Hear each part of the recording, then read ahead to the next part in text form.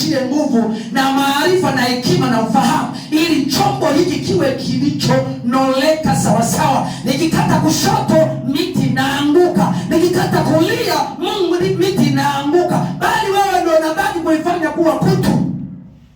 Ni mtu anajinoa, wewe unaanza kumshusha moyo. Unasema simuelewaki, maneno mengi sana, simuelewaki mtumishi wa Mungu, simuelewaki kabisa.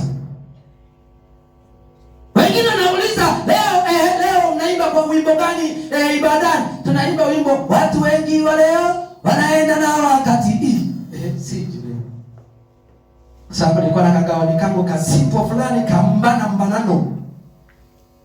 Siku hizi na ndio maana ukija kuangalia mama unavaa nguo ya ndani imekuchora, imekutengeneza. Yaani anatembea mama wa ibadani anaenda kwenye ibada, alafu naangalia huku nguo yake imemchora ya ndani, inaonekana kabisa huyu kavaa nguo ya ndani inaishia hapa inaanzia hapa.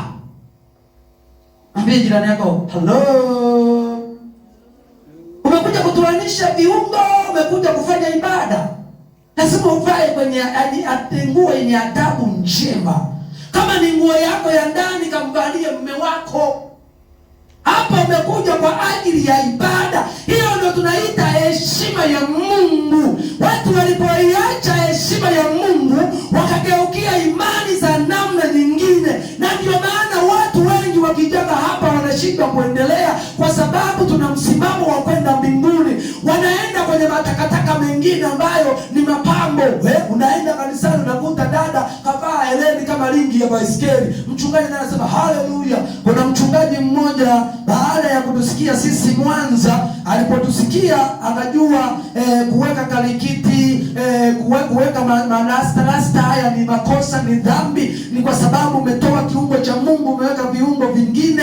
Sasa walipotambua na yeye akafundisha. Wakina mama unajua walikuja na staili gani kanisani? Wakaja na staili ya kuvaa kitambaa. Yaani anapiga gauni lake la mshono, alafu anavaa na staili fulani ka kitambaa. Yaani anapiga. Kumbe ndani ameweka wigi, kumbe ndani ameweka kalikiti, kumbe ndani ameweka burishi. Sio burichi. Utamwona mama na gauni lake anaenda ibadani, amepiga na kakitambaa, amekapiga vizuri. Tena kwa wengine anaweka mpaka inakuwa na pembe. Mama anapendeza, toa nywele zake. Ndio nakutana sasa na kile Yesu anavyosema, unapamba kaburi. Unapamba ndani kuna nini?